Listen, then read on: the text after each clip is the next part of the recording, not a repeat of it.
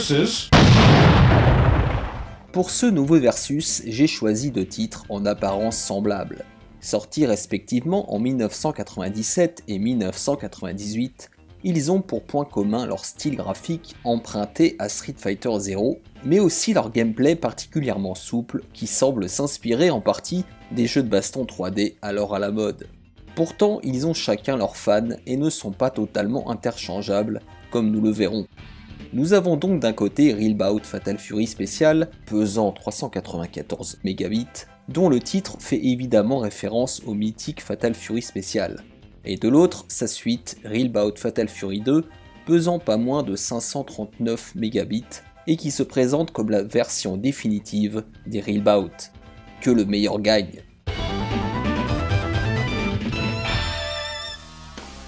Dans Console Plus, RBS avait reçu 93%, on soulignait son excellence mais aussi son manque d'innovation. Un jeu qui satisfera les amateurs du genre dans Joypad. Il y avait reçu 93%. Dans Player One, sa note était de 96%, on y soulignait le plaisir que procurait ce jeu. Cela fait donc une moyenne de 94% pour RBS.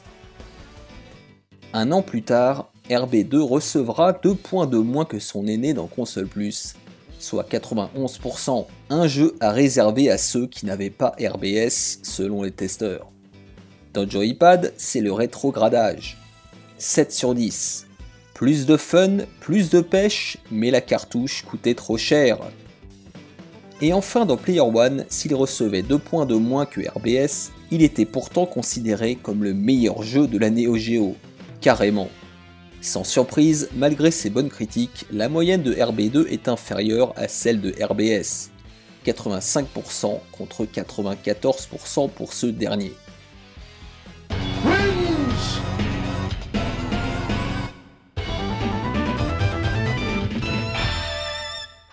L'insert de RBS fait preuve de sobriété en plaçant nos héros debout sur un fond blanc uniforme, flanqué d'un logo imposant.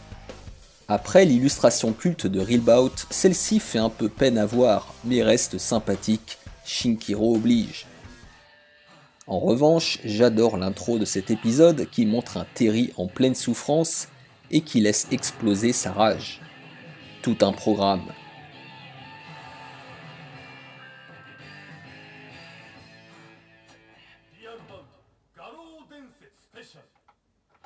Sans parler des introductions classieuses avant chaque combat. Le luxe du détail en somme. Du côté de RB2, Shinkiro, toujours à la barre, nous propose un plan en plein combat, montrant Terry légèrement accroupi, ce qui laisse penser qu'il est en difficulté. L'illustration semble faire écho à celle de Fatal Fury 3. Une fois dans le jeu, on change de style. Influencé par la mode des cinématiques en CG, l'intro mélange un style dessin animé avec des animations en 3D précalculées, dont chacun appréciera le bon goût. En revanche, les transitions entre les rounds sont particulièrement réussies. Au final, même si j'ai une préférence pour l'illustration de RB2, l'intro, l'interface graphique et surtout son habillage est plus léché chez son aîné.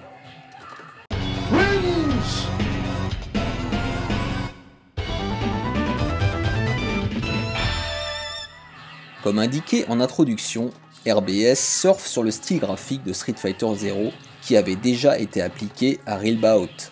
Mais cette fois, il en fait profiter l'ensemble des personnages pour une harmonisation parfaite. Les combattants sont toujours aussi bien animés, même si certains stands, comme celui de Terry, sont un peu ratés à mon goût. Mais c'est surtout sur le plan des environnements que l'écart se fait sentir.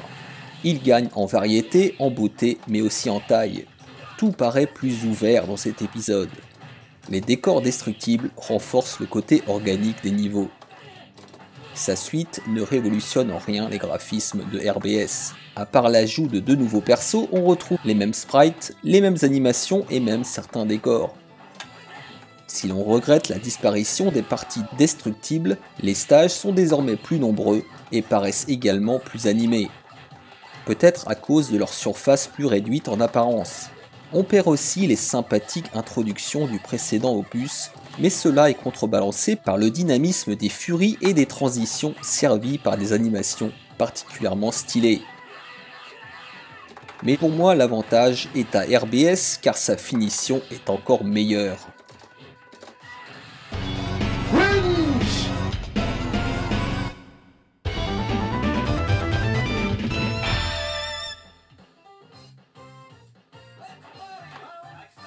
Je n'ai rien de particulier à dire sur la bande-son de RBS, à part qu'elle est excellente.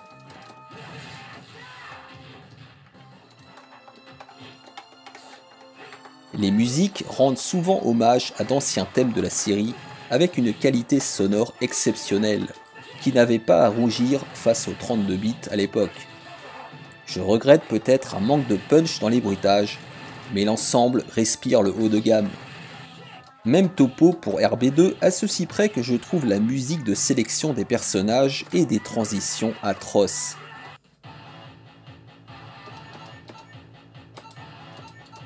Elle ressemble beaucoup à celle de KOF 99 que je déteste. Mais j'en conviens, c'est un détail, et pour le reste, c'est vraiment très proche de RBS. Difficile de les départager sur ce point.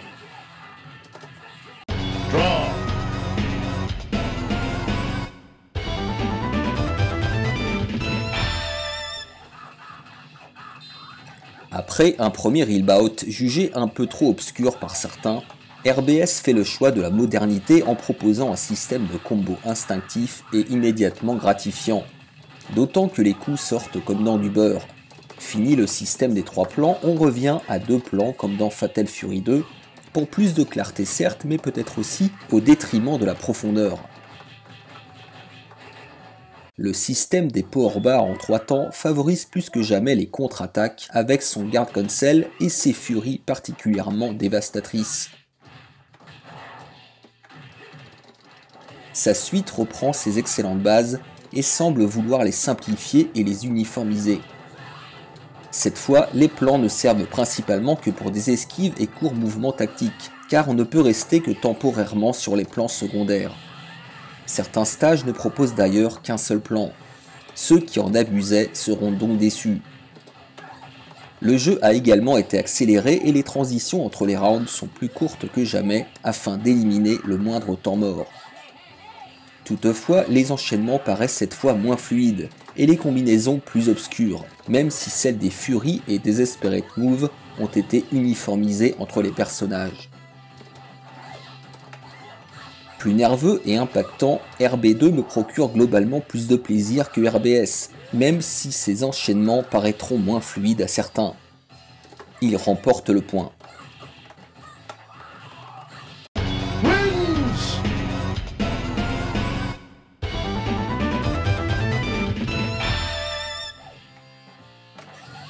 Je vous mentirais si je disais que RBS et RB2 sont 2 jeux totalement différents.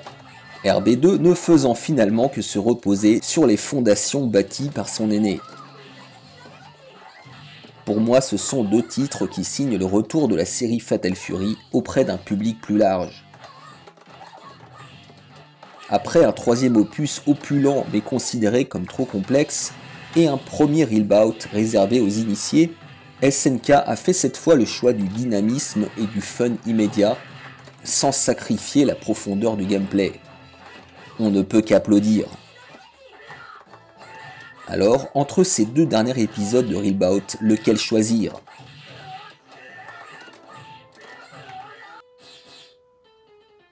Eh bien, je pense qu'objectivement les 2 se valent. On a d'un côté un jeu à la finition parfaite, au graphisme léché et au gameplay d'une extrême souplesse, parfaitement calibré pour des parties à 1 joueur.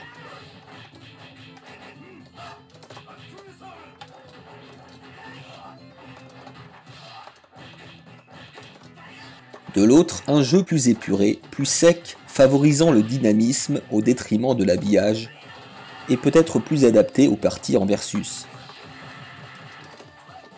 Du coup, vous allez me détester, car il m'est impossible de trancher. Mais vous savez quoi? L'idéal, c'est encore de posséder les 2.